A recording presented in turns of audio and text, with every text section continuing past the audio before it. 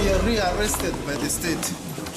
Ng'ennaku z'omwezi 13 omwezi ogwa Juni omwaka ogwa 2023 gavumenti yavuddeyo n'etegeeza nga bw'esonyiye omusinga w'e Rwenzururu Charles Wesley Mumbere ssaako ne banne abasoba mu 200 ku misango egyekuusa kuwamba gavumenti, okugisekeeterera, okutulugunya, okuwamba ssaako n'okutta abantu mu kavuvu ng'akaaliwo ng'ennaku z'omwezi 26 n'enga 27 omwezi ogwa Novemba omwaka ogwa 2016 mu bitundu by'e Kasese mu lubiri lwa Buhikira. Okusinziira ku Principal State Attorney Lilian Omala yategeezezza kkooti ng'omuwaabi wa gavumenti bwe yajja enta mu musango guno oluvannyuma lw'abavunaanibwa okusaba ekisonyiwo n'okukkiriza emisango egibavunaanwa, wabula yategeezezza nga Masereka Kamada ne Thembo Kitsumbire bano nga be baali bakatikkiro ba Rwenzururu bwe bakyagenda maaso n'okuvunaanwa emisango nti bo tebaasobodde kusaba kisonyiwo era nga kkooti yakugenda maaso okubavunaana n'emisango egy'abaggulwako. Abavunaanwa abawerera ddala 218 era nga bano kigambibwa nti beenyigira mu kutta abapoliisi 2 omuli Constable Siverio Ochema ne Simon Peter Apire era nga bagezaako n'okutta Police Constable Polycarp Ojok, Benon Byaki, Francisco Nsimaki ne Assistant Inspector of Police Dennis Ahebwa.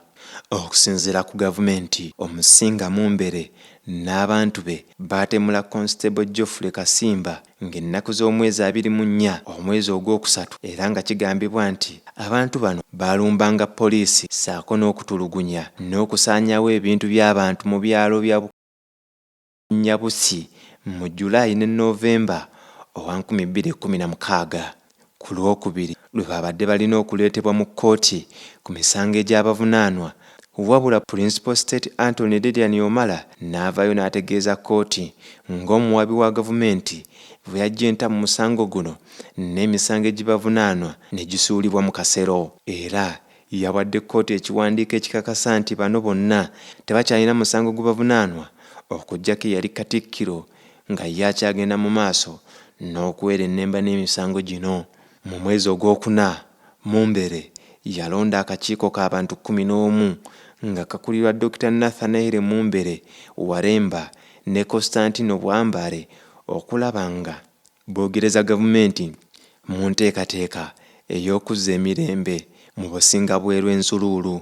Omusinga gye buvuddeko yategeeza ng'ekitundu kya Rwenzururu bwe kirimu ebika bingi eby'abantu era ng'ekitundu kyali kiteefu, naye okuva lwe yagaanibwa okuddayo embeera yakyuka nnyo, ng'era yayongerako n'ategeeza nti pulojekiti nnyingi obusinga bwe zaali zitandise ezaasaanawo olw'obutabanguko obwaliwo okugeza nga Rwenzururu Heritage University.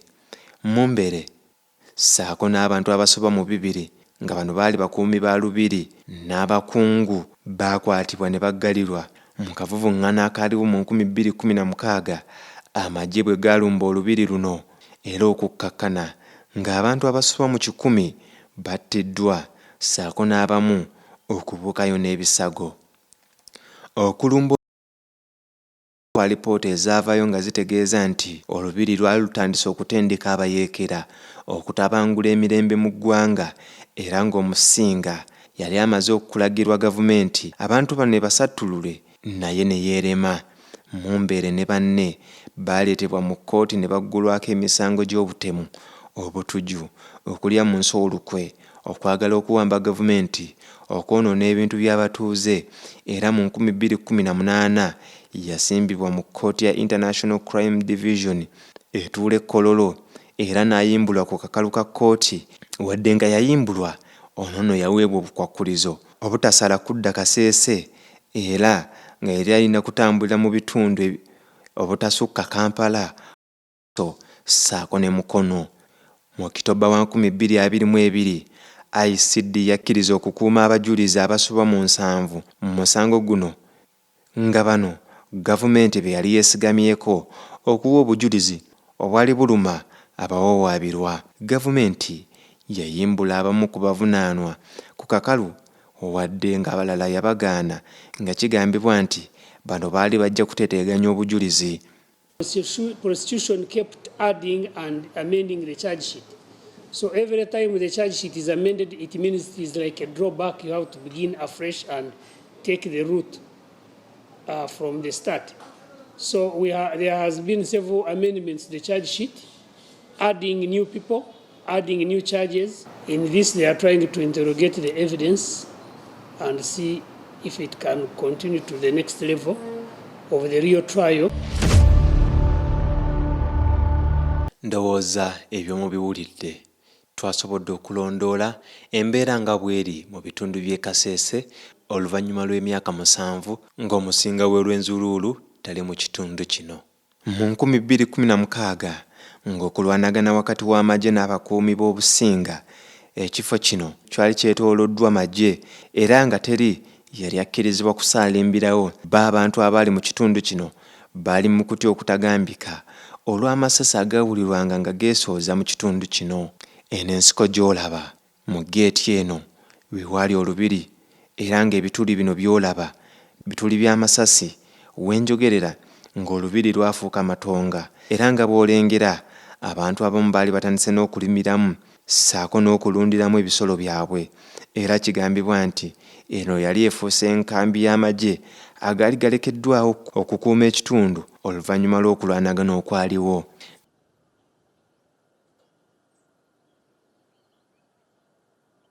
Ndya nabo nga mukyala awangalira mukaala akayitibwa Kagando attotola embeera nga bwe yali eyaviirako ne bbaawe okukwatibwa era nga yamuleka n'abaana ab'okulabirira. Nebizibu byahabwa amalolako ebiukalolako habwa muziri habwa yashandurunga akasende kyano yobyeka ngo ticha ngaji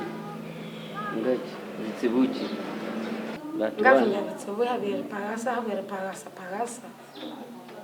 karasananga pagasa betunga no pagasa ngura ni banda kiza isha asitrai issue suti senti singa wote sende kino bichiwa nakindi nabintu bizibune bya esa muntu licharo chukulaba na bakambu bakarunda hakeri ambara na kere singa wote herika lusi.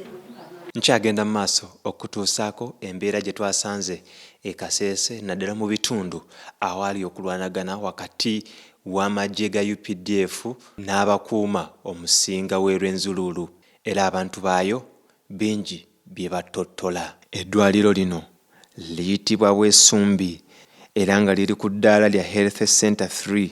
Ekifo kino kirina ebyafaayo kubanga wano waaliwo kubagana wakati w'amagye ga UPDF ssaako n'abatuuze abagambibwa nti baali bakuumi b'omusinga era okukkakkana abantu 33 battibwa, abakazi 39 nga baalekebwa bannamwandu ate abaana 285 nga bo baamulekwa wenjogerera.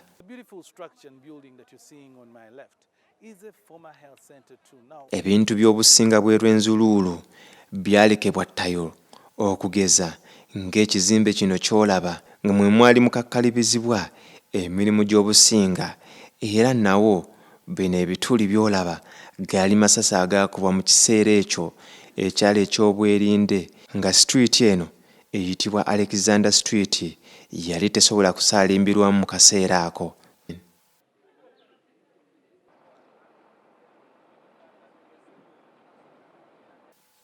Wadde ng'obunkenke bwali bungi mu kaseera ako we tuddiddeyo nga bizinesi ezimu zaddamu okukola era nga bwe twogeddeko n'abatuuze batubuulidde bingi. Kyali kyakabi twafuna okutya abantu baafa bizinesi zaffe ne ziyimirira ne tugalawo poliisi eyali wano ne tudduka ne tugenda bizinesi twazireka nga ngule ne tudduka ne tugenda tebaatugobera twatya amasasi ne tulaba nga tewali kukola ate abantu tebasobola kujja mu tawuni nga mulimu amasasi era ne tudduka ne tugenda twadduka ne tuddayo ewaka twagenda nga twakomawo next day bwe twajja okulaba bizinesi zaffe nga bwe zaasuze era ne bakuba eri waggulu ne bakuba ku Palace. Twagenda nga tudda mpola mpola naye kyatwala ng'omwezi kale twali tetuli stable mu town, kyatwala nga 1 month business ne ziddamu okukola. Ng'emyezi ng'esatu ena bwe taddamu okupiikinga naye abantu nga batya mu town era nga tutya tujja ne tutuula naye nga tetulina bakasitoma. Abantu baali tebajja mu town nga tubeera waka. Business gye tuli tukola mpola mpola naye lwakuba corona yakola ki yayingiramu era business era ne ziddamu ne zitambula mpola naye kati tujja tupiikinga. Munnaye tufunamu okutya abantu baffe baafa bangi, omusaayi gwali guyisaawo era munnaye bw'otunulayo ku njweri era obeera otya mosire ng'ekiro street yaffe eno saawa emu abantu babeera tebayita mu street, ku street ene ku lane tebayitawo era abantu baatya. Actually, I witnessed a threatening day. It was really a hard day, whereby it started early in the morning at around 10. A lot of people were affected, including me as a neighbor by the administrative block for the Obusinga Rwenzururu. Actually, that day I myself, I was around the streets of Alexander Street, Kasese municipality. I saw the army come pass on that street. After a certain interval of time, it came back, again bypassed. Eventually, within a few moments, we were attacked and forced to enclose ourselves into our houses by the army. What we did,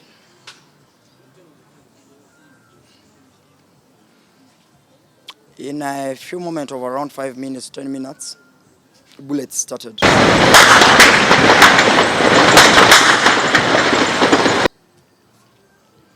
At around 1, that means bullets started at around 11 up to 1. At around 1, we are forced to come out of the enclosed places where they told us to go.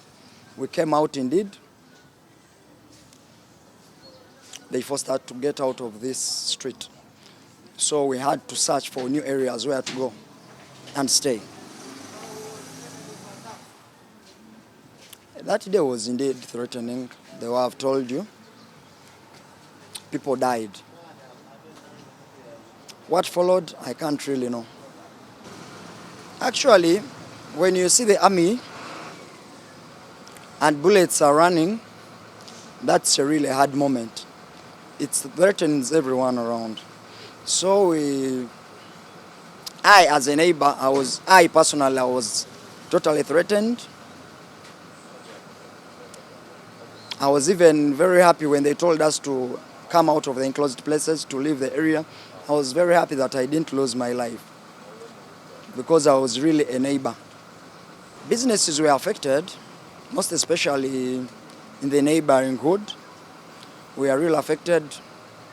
People ran away, their shops were still open. Several people had to enter into shops, steal, take money, take people's property.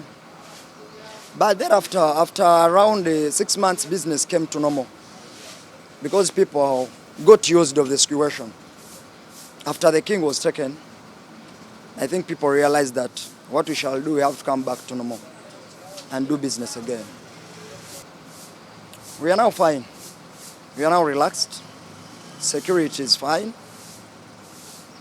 The administration block is still closed. Actually, you can't entirely enter it or do what. But we are now used. 5 years, how many years you have to come back to normal.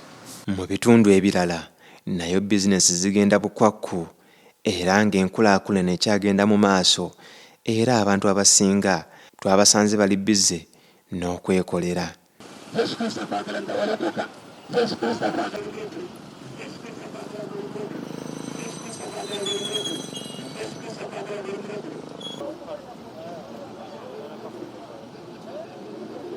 Abamu ku bakulembeze mu kitundu ekyo balina bingi bye battotola ku mbeera mu kitundu kino.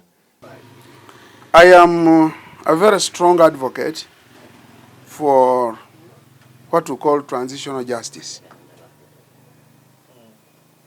Transitional justice. Transitional justice brings both informal justice and formal justice. It touches those mechanisms that we have used in our history as a people, and mechanisms that have been brought to us from a global perspective of justice, so that both the perpetrator and the victim can live in the same space.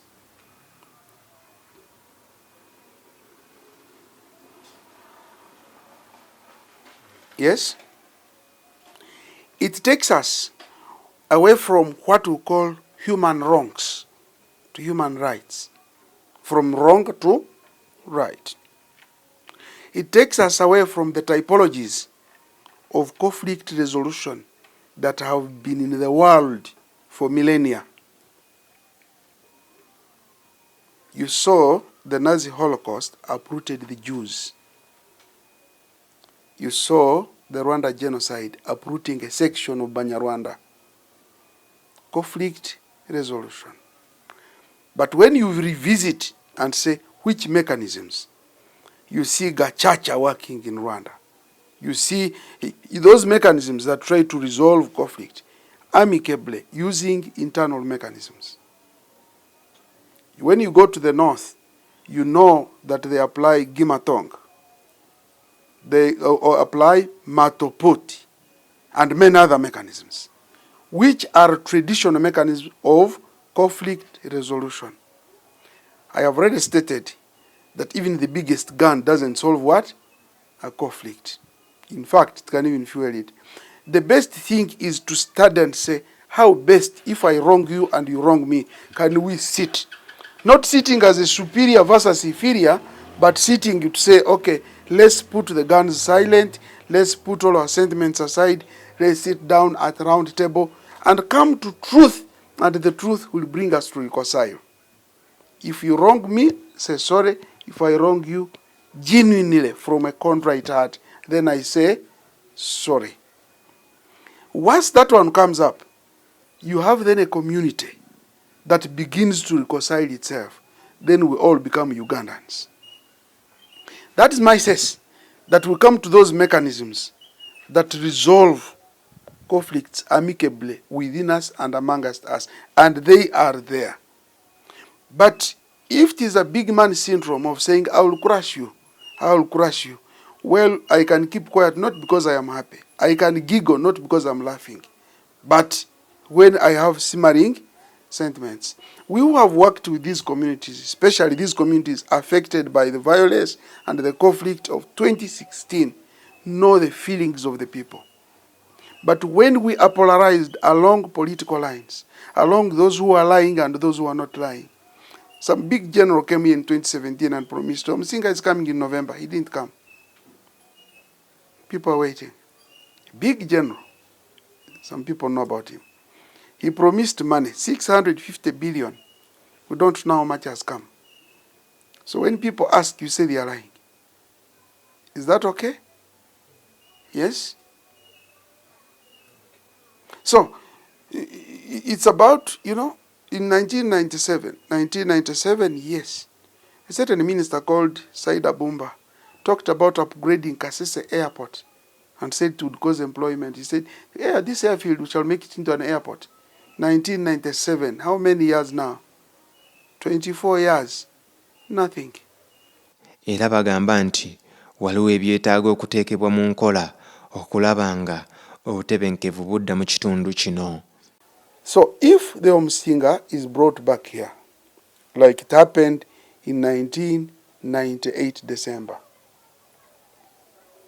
Yes? 1998 December. This is what I expect. That the Omsinga should be an advocate for peace. We the loyalists and we the royalists who believe in the Omsinga will want to help in the building of peace in a regulated way. In a regulated way, not in a haphazard way. What was in 2016 was a haphazard way of organizing a cultural institution. But in a regulated way, the Omusinga comes and becomes part of the peace building process. We get a Baluk leading ADF and tell him, sit here. We get a Wambare who is one of the leading peacemakers in Uganda, say, sit here. We get a Crispus Chiyonga and say, sit here. You get Stanley Baluk, who is a scholar of history, and say, please sit here. Where is the problem? What can be done? It's not one man's idea. It will be a collective. It will be everybody involved. And once you have this vessel that's taking peacemakers, you can have peace in this region in the shortest possible time. Wadde ng'omusinga Wesley Charles Mumbere yajiddwako emisango egimuvunaanwa, tannaba kudda mu bitundu by'e Kasese okulaba ng'atandika okulamula abantu be, era ne waaba asazeewo okuddayo mu kaseera kano wenjogerera talina waasobola kudda kubanga olubiri lwe wenjogerera lwafuuka matonga, era kigambibwa nti n'obusiisira obwali busigaddewo mu 2022 abantu abataamanyika baakomawo ne babuteekera omuliro ne busaanyizibwawo. Ekirala kiri nti Omusinga tasobola kudda mu lubiri luno lwe lumu kubanga ekifo we luli wenjogerera waayikawo omusaayi, era nga kino kibeera kizira. Abantu b'e Kasese bakyagenda mu maaso n'okujaganya olw'ensonga nti Omusinga n'abantu abalala basukka mu 2 baasonyiddwa emisango era nga kati balya butaala. Byebyo nno bye nsobodde okuttotolera. Weekumire ku Essential Media Uganda, amanya n'eddoboozi yenze Essential Worker. Ate era yenze amata agatafa, nkusaba osubscribinge, osharinge, ate olaikinge.